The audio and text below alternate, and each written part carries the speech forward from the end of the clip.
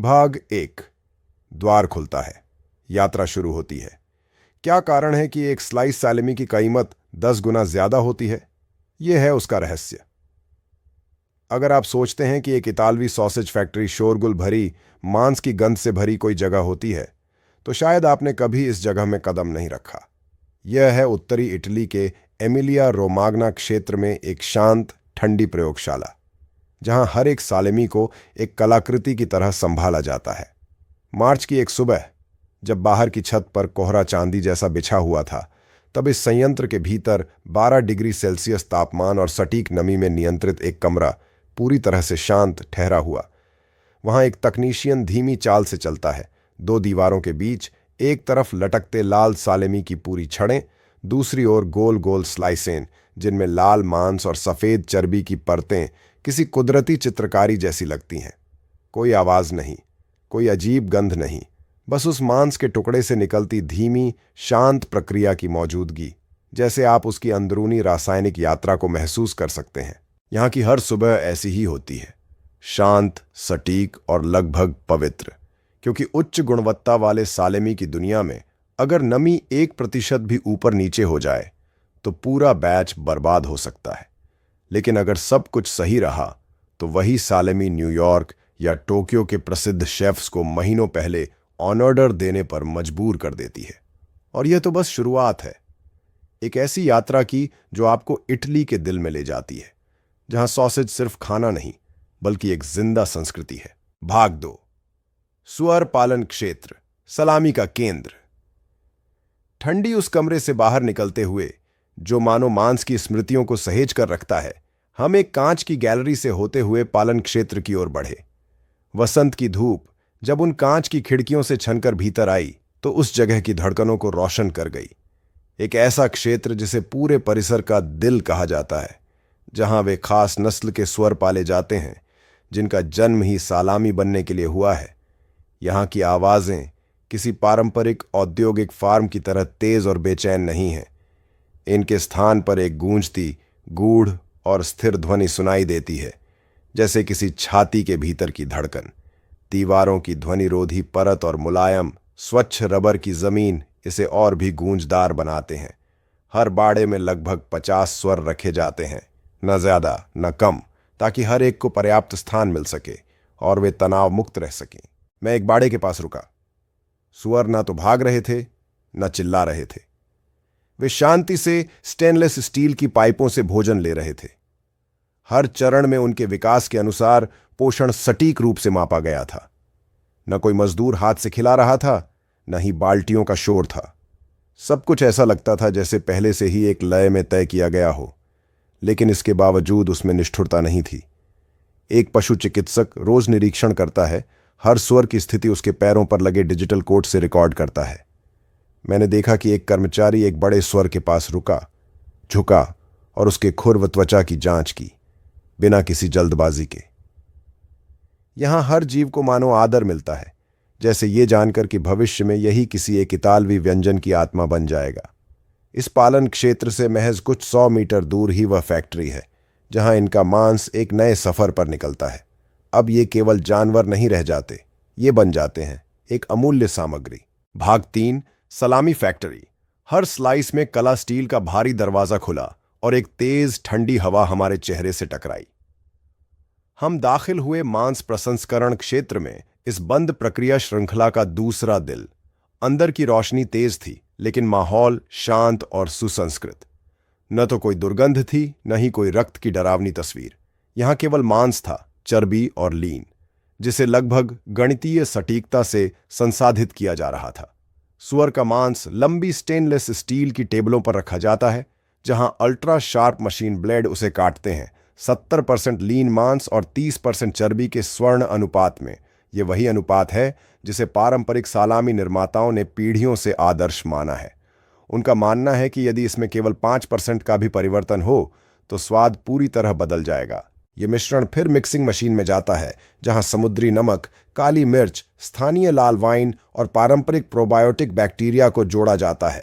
यह सामग्री सुनने में सामान्य लग सकती है, लेकिन यही वो आत्मा है जो सालामी को एमिलिया रोमाग्ना क्षेत्र की पहचान देती है।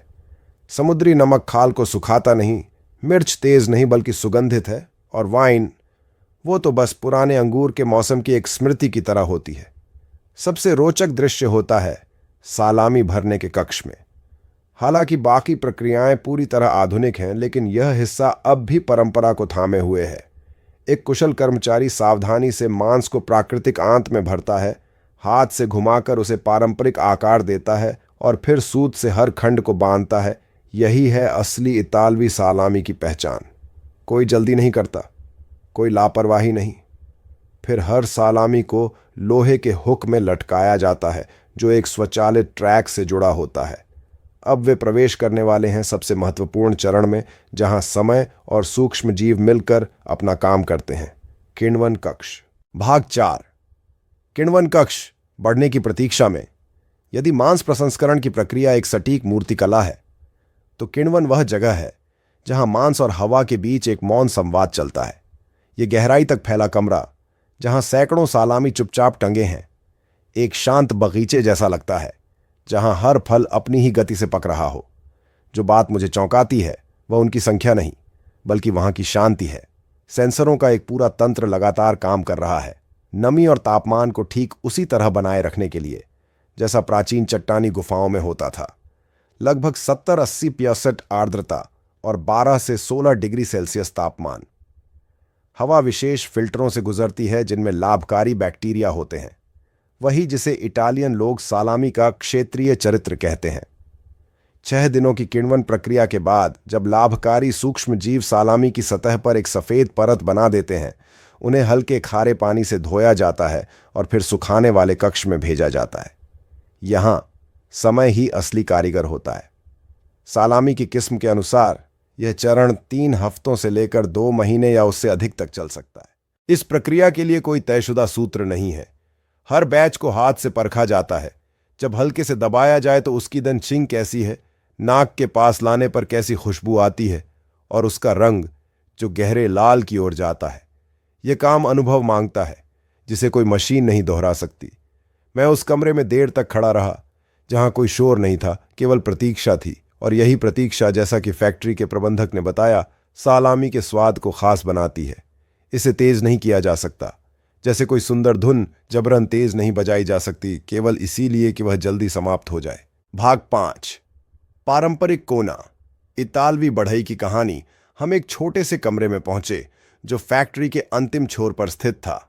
वहां न कोई मशीन थी, न कोई डिजिटल स्क्रीन, केवल एक लकड़ी की मेज, कुछ दीवार पर टंगे चाकू और एक वृद्ध व्यक्ति जो बहुत ही धैर्य से एक एक चाकू को धार दे रहा था। उनका नाम जियोवानी है, एक सालामी कारीगर जिनके पास 30 वर्षों से अधिक का अनुभव है। वे किसी खाद्य इंजीनियर की तरह सफेद लैब कोट में नहीं, बल्कि चमड़े के एप्रन और छड़ी हुई आस्तीनों में थे। मांस, नमक और समय के साथ बिताए वर्षों की गवाही देता उनका रूप। उन्होंने मुझे देखकर मुस्कराया और फिर धीरे से लकड़ी के धुएं जैसी गूंजती आवाज में कहा, हम सॉसेज नहीं बनाते, हम सालामी बनाते हैं जो इटली के भोजन की आत्मा है। उस वाक्य के बाद पूरा कमरा जैसे एक पल को स्थिर हो गया, क्योंकि उनके लिए और यहां के अन्य कारीगरों के लिए सालामी कोई साधारण किण्वित मांस नहीं, बल्कि सामूहिक स्मृति का एक हिस्सा है। उन्होंने बताया कि जब वे छोटे थे, सर्दियों में उनकी दादी सालामी को टोस्टेड ब्रेड के साथ परोसा करती थीं। गरम कुरकुरी रोटी, गाढ़ा लाल मांस जो चर्बीदार होते हुए भी भारी नहीं लगता था, वही उनके परिवार के लिए त्योहार की खुशबू थी। टस्कनी क्षेत्र में, उन्होंने कहा, किसान सालामी को कठोर चीज और हल्की वाइन के साथ सुबह खेत में खाते थे, और हर लकड़ी की भट्टी वाली पिज्जा की दुकान में सालामी की तीखी सुगंधित स्लाइस आखिर में डाली जाती थी, जैसे स्वाद की तस्वीर में अंतिम बिंदु। सालामी केवल एक भोजन नहीं, ये एक स्मृति है, एक पहचान है, इटली के सैकड़ों वर्षों की हस्तशिल्प परंपरा का एक निरंतर हिस्सा। यहां तकनीक केवल सहायक है, असली दिल तो कारीगर का अनुभव, उसकी नजर और उसके हाथ ही होते हैं जो हर सालामी को जीवंत बनाते हैं। भाग 6। मुर्गी पालन क्षेत्र। एक पूर्णतः स्वचालित दुनिया परंपरा के उस कोने से बाहर निकलकर हम एक आयताकार इमारत में दाखिल हुए जिसकी लंबाई लगभग 100 मीटर थी। यही है अंडा देने वाली मुर्गियों का पालन केंद्र। आपके जहन में यदि मुर्गी फार्म का कोई पारंपरिक चित्र है, शोर, बदबू, भीड़-भाड़, तो वह यहां पूरी तरह उलट जाएगा। यहां कोई शोर नहीं, कोई दुर्गंध नहीं, कोई अव्यवस्था नहीं। पूरी जगह को अलग अलग स्तरों में बांटा गया है, हर स्तर एक स्वतंत्र दुनिया की तरह, जिसे सेंसरों द्वारा नियंत्रित किया जाता है। प्रकाश, तापमान और आर्द्रता सब कुछ स्वचालित रूप से संचालित होता है।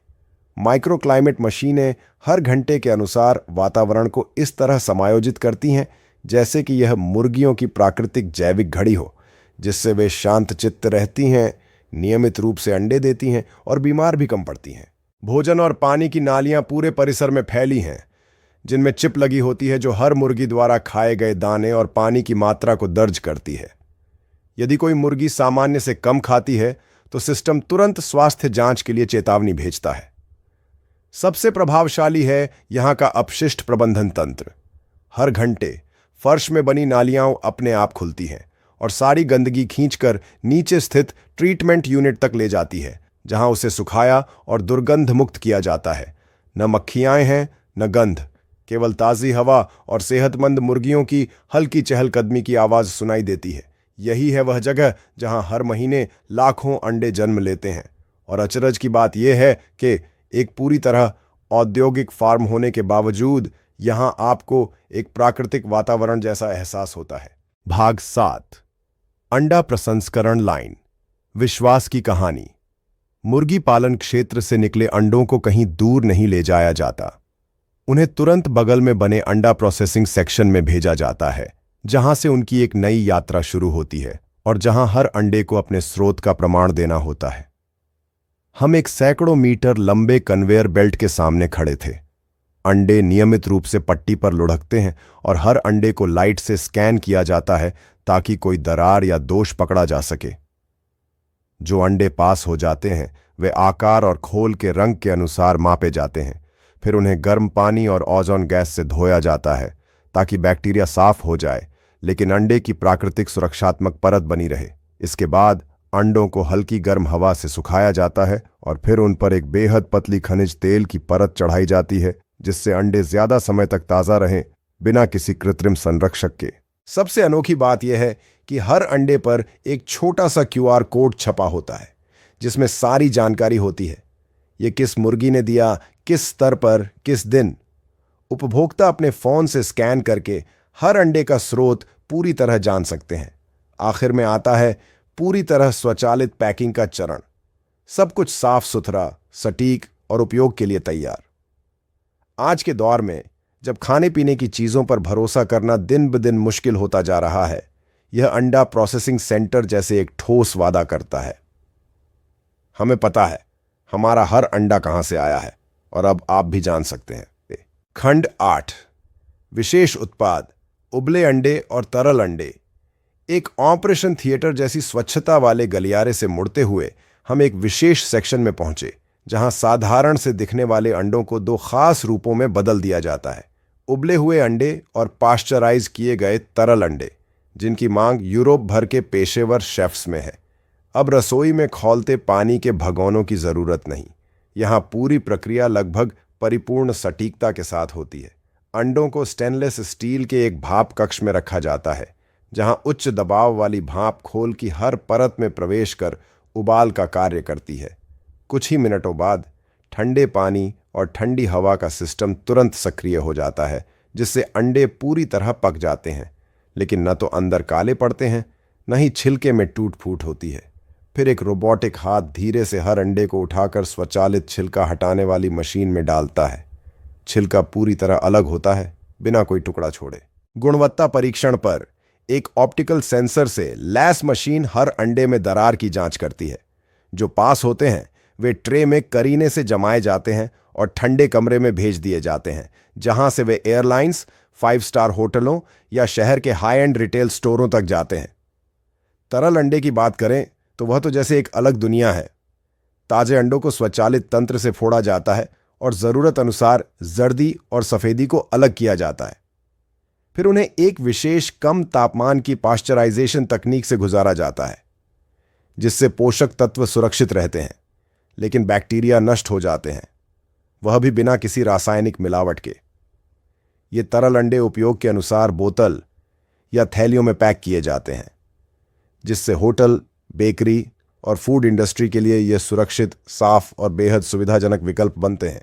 पर यहां सबको हैरान करती है तकनीक नहीं, बल्कि हर प्रक्रिया में दिखाई देने वाली बारीकी और परिपक्वता। अंडे न केवल साफ होते हैं, बल्कि स्वाद भी ताजा रहता है। जर्दी की मलाईदारी और सफेदी की गाढ़ापन, जैसे वह अंडा अभी अभी टस्कनी के किसी किसान ने तोड़ा हो। भाग 9, पैकिंग रूम। अंतिम चरण प्रोसेसिंग सेक्शन से निकलकर हम एक ठंडे कमरे में पहुंचे, जहां ट्रे भरकर तैयार हुए सलामी और अंडे अपने अंतिम सफर के लिए तैयार होते हैं, फैक्ट्री से अंतर्राष्ट्रीय बाजार की ओर। अगर पूरे उत्पादन को एक संगीत रचना माने, तो यह हिस्सा उसका अंतिम सुर है, कोमल, परिपूर्ण और निर्णायक। सलामी पैकिंग जोन में रोबोट बारीक एकसमान स्लाइस काटता है और उन्हें भोजन ग्रेड ट्रे पर सजाता है। फिर वे ट्रे वैक्यूम चेंबर में जाती हैं, जहां पूरी हवा खींच ली जाती है, जिससे किसी बैक्टीरिया के पनपने का कोई अवसर नहीं बचता। सब कुछ ठंडे, स्वच्छ और अत्यधिक नियंत्रित वातावरण में होता है। साथ में अंडों की पैकिंग भी उतनी ही कुशलता से चल रही होती है।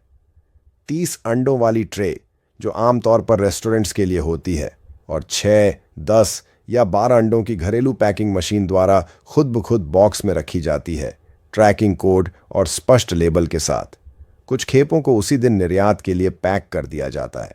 सबसे खास है मॉडिफाइड एटमॉस्फेयर पैकेजिंग, MAP तकनीक, जो पैकेज के अंदर की हवा को इस तरह संतुलित रखती है कि उत्पाद लंबे समय तक ताज़ा रहे, बिना किसी संरक्षक रसायन के। इससे सलामी और अंडे हजारों किलोमीटर दूर स्विट्जरलैंड, जापान या अमेरिका तक पहुंच सकते हैं, और तब भी उनकी गुणवत्ता वैसी ही रहती है जैसे कि अभी अभी पैक हुए हों। हम उत्पाद नहीं बेचते, हम अपने क्षेत्र की प्रतिष्ठा भेजते हैं, एक संचालन इंजीनियर ने गर्व से कहा। हर डिब्बा जो यहां से जाता है केवल भोजन नहीं होता, वह इटली की गुणवत्ता का प्रमाण पत्र होता है। भाग 10, निष्कर्ष, संदेश, परंपरा और भविष्य। शाम ढल रही थी। पत्थर की पुरानी खिड़की से रोशनी छनकर उन सलामी टुकड़ों पर पड़ रही थी जो चुपचाप हवा में लटक रहे थे। एक नमकीन, भूख जगाने वाली सुगंध हवा में घुल रही थी। बगल में अंडों की स्वचालित लाइन लगातार चल रही थी, साफ सुथरी, मापी हुई और अचूक।